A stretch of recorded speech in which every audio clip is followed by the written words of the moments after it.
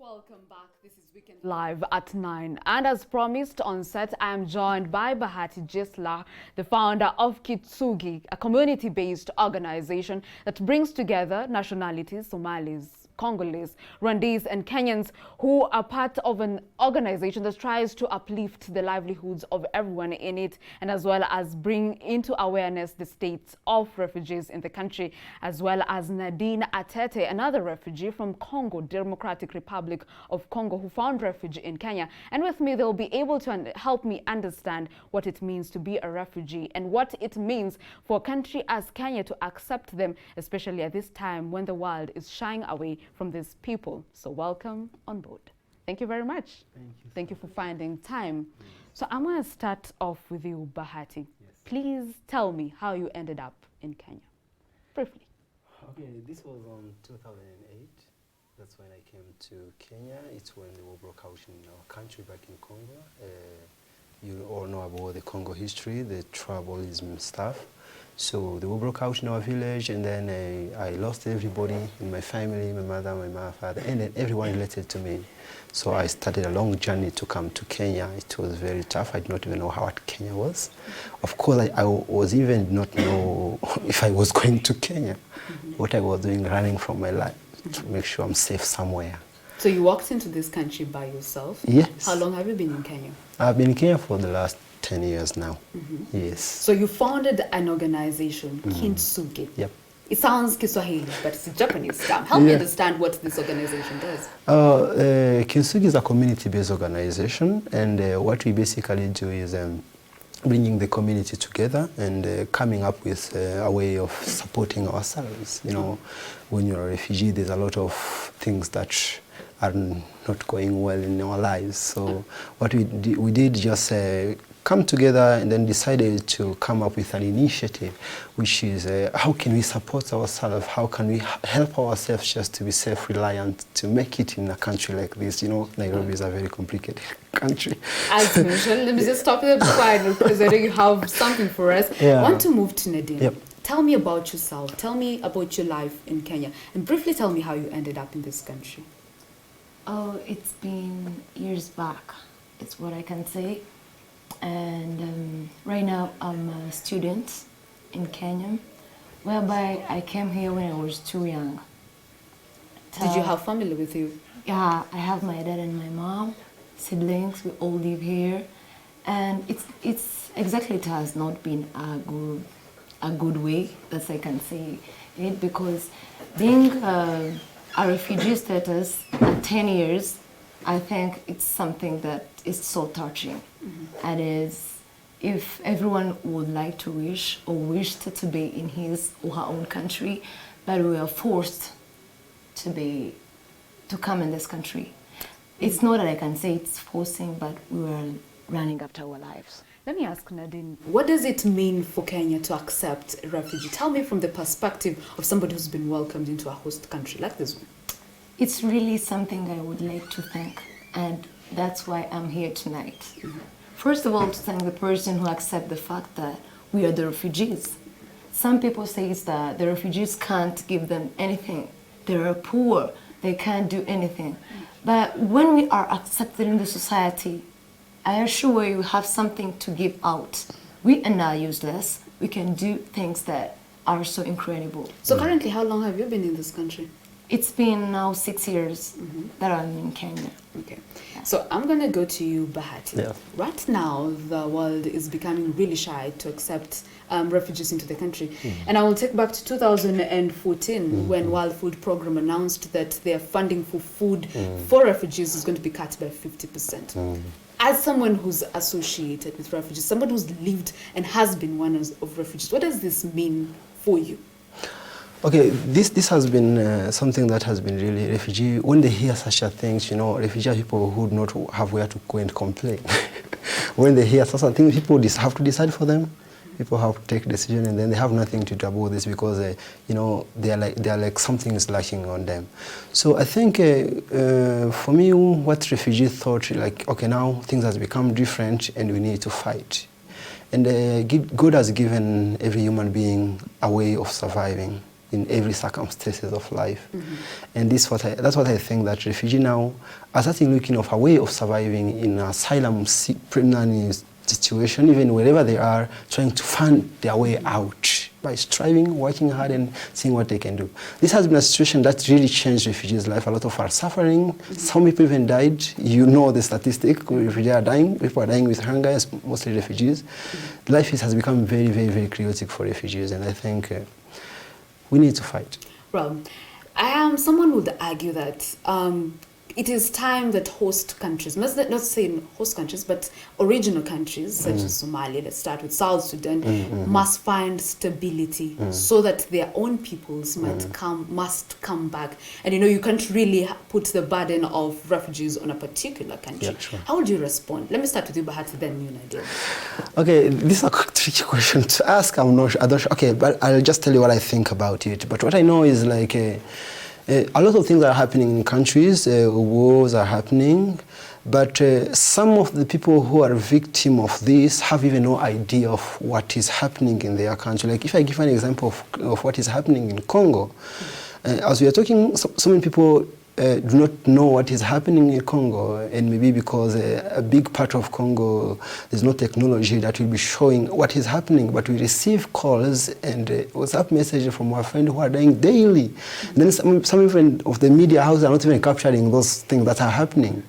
To be honest, people, a human being just look for, they're trying to look for where they can be safe, because the most important thing is safety, The most important thing is safety, and then other things will come after. So what I can tell you is that, of course, if the country can be safe, refugees will be willing to go back, but no one will want to go to a place and die. I will accept to suffer, live a hard life, but dying is the last option that everyone will want to go through. Very true, Bahati. Yes. What do you think, Nadine? What do you think the countries that you originally came from, Congo, for instance, yourself, should be able to do? Because at the end of the day, East-West, home is best.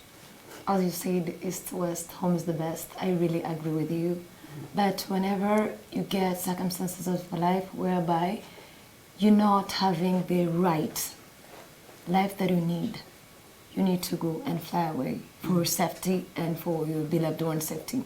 That's, I can say, when Congo right now have peace, absolutely, without even complaining, I'll go back because I need to be in my country.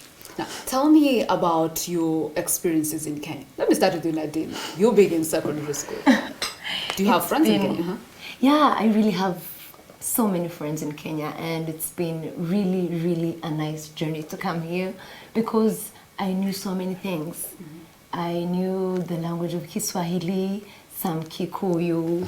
It's really been a nice experience. Yeah. What about you, Bahati? Tell me that, and then in addition to that, tell me about how you're able to bring members and nationalities of different people into an organization such that you improve the livelihoods of everyone. Okay, in 2008, when I came to Kenya, I was alone. I was only 16 years old, and of course, I did not know how to speak Kiswahili, and I could not speak English. So I could only speak my French and my mother tongue, which was hard to survive in Nairobi when you can speak French, So what I did I struggled a lot. I was in the street for like 2 years because I could not even know how to ask for help. There was a lot of people where I can go and ask for support. I did not even know where I can go to ask for that support until I went through counseling and came back to my senses, and then I started realizing that I can still become someone after losing everything. So the life was very, very, very hard. This is the life of every refugee, because after all, being a refugee is something that it's hard to explain to people who have not been there some time. But help us understand, how did you end up having this organization for somebody who struggled for 2 years on the streets? Yeah, after going through all this, I started teaching myself how to speak English, because I know that was the only way for me to survive in this country, or even Swahili. So after then I started working with the community, trying to use my personal experience to encourage my fellow refugee to now understand that even though life is hard, so pitching yourself sitting there starting crying, that will not help you a lot at all. You need to move on and carry on your life. So I I started gathering refugees together. We started talking in different. So because I had some experience working with an organization called HIAS, and so we sat together with my fellow refugee, and then decided to start the organization. So when I founded this organization and came up with this name Kintsugi, and you've seen its meaning. So it's a philosophical of Japanese that believe that a broken pattern can still be amended, and with gold and silver, and become more beautiful and more valuable. And valuable. Yeah, which means a refugee who has lost everything, like myself and Nadine, they can still become more valuable human being in this country. Yeah, and in your this country. country. Yeah. So you are organizing a peace marathon to thank Kenya. Yeah. Help me understand how this marathon, how you're going to organize the patterns, the participants, the event itself, and how at the end of the day you'll be able to achieve a better whole being for a refugee in Kenya. Like you said before, there's a lot of countries are turning their back to refugee nowadays, and you know what is happening all over the world. People are not having, they're showing less mercy to refugees. But Kenya has shown a heart of love, and they have applied the Bible principle of welcoming the stranger. And I'm telling you, this is something very small. It's something very big that we believe that God will never allow any war to broke into this country just because of this good heart, because this is a refuge for so many people of God, and I believe that this is something that God can bless this country for. I can't help but notice you're very religious. What do you think, Nadine, about this peace marathon? Are you participating yourself? Yeah, it's a marathon that we have thought of in a kind or in a such way that to say thank you to the government of Kenya. Every citizen must understand himself or herself inside of it.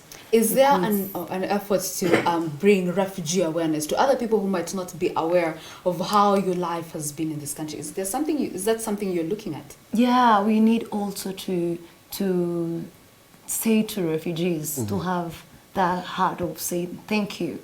Yeah, because this country has changed a lot in terms of education, in terms of businesses. It's really, really improved the citizens, even also the refugees. That's why we need to say thank you.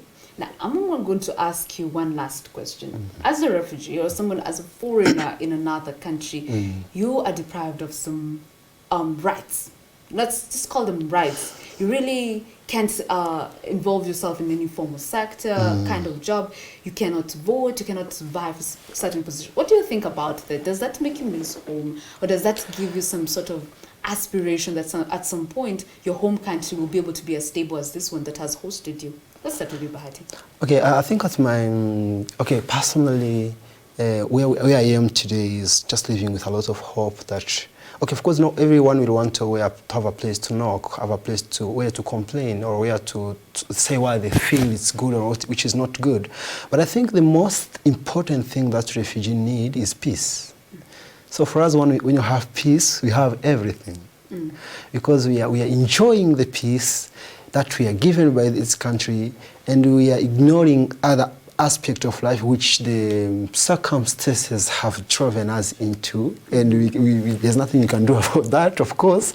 But I think the fact that we are peaceful in this country, that's a very important thing that we are really advocating for, and we've come just here to say thank you for you. Personally, you're a Kenyan, and I'm telling you thank you, and I want this message to pass it to other Kenyans, to know that refugees somewhere, they are thankful to their generosity and their love. What is your parting shot, Nadine? What I can say is that the circumstances can't miss, and unfortunately the problems can't miss. But when you have that heart that admits or say thank you, it's the most really beautiful.